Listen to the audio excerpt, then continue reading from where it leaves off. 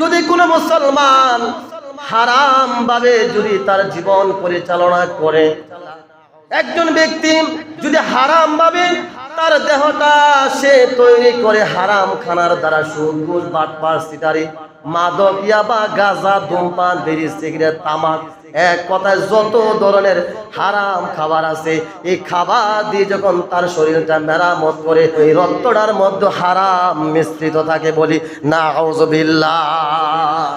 চিন্তা করছেন একবার? এই জিনিসটা গভীরভাবে খেয়াল করছেন?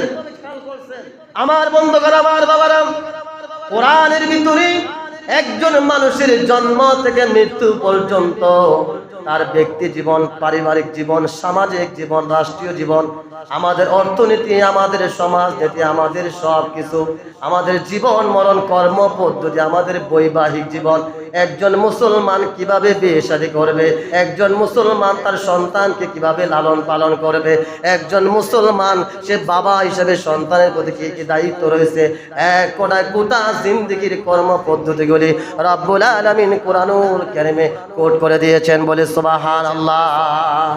তাহলে আপনার সন্তানের জন্মের শুরুতেই তো আপনি হারাম ভাবে সন্তানটাকে জন্ম দিয়েছেন, সেই সন্তান বড় হয়ে আলেম হবে, শহীদ হবে, গাজী হবে, নামাজি হবে, এটা কি করে আপনি আশা করেন? কি করে আশা করেন? গোসলে ফরজ কয়টা, কয়জন পারবেন? গোসলে ফরজ কয়টি? সবাই বলি গোসলে ফরজ কয়টি? যে জানি না আমরা। আপনি কি মনে করছেন ফরজ গোসলটা যেমন তেমন বিষয়? গুরুত্বপূর্ণ বিষয়। যখন আপনি অপবিত্র হবেন, স্ত্রীর সাথে মিলিত হবেন, তখন আপনার উপর গোসল ফরজ হয়ে যায়। গোসলের ফরজ তিনটি। কয়টি? এক নম্বরে কি? কে বলতে পারে? এক নম্বরে কি? গোসলের ফরজ তিনটি। এক নম্বরে কি?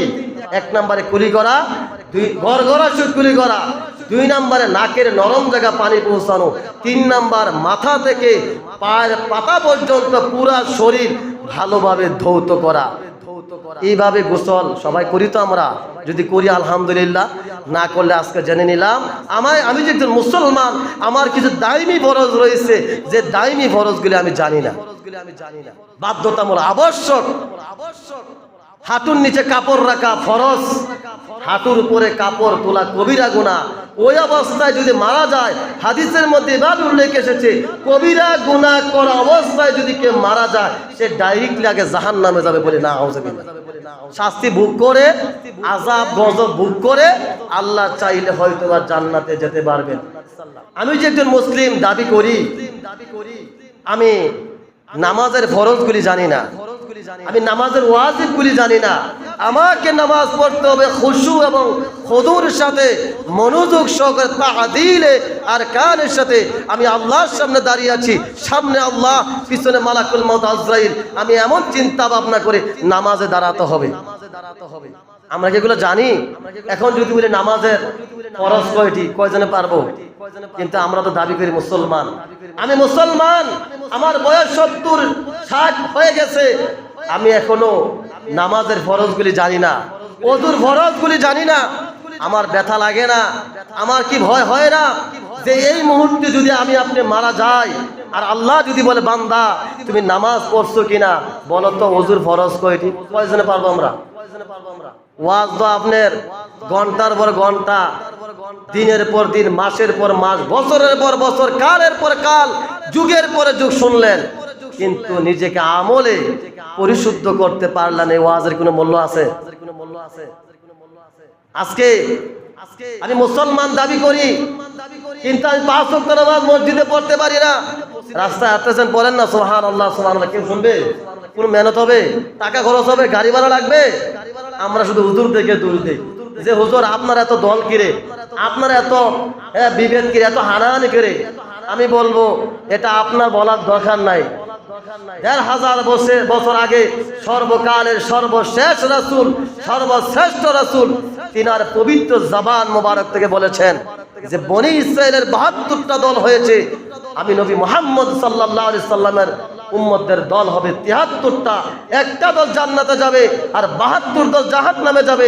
একটা দল জান্নাতে যাবে তারাই যারা আমি নবী আমার সাহাবীদেরকে যারা অনুসরণ যারা অনুকরণ করে তাদের জীবন পরিচালনা করবে বলি সুবহানাল্লাহ।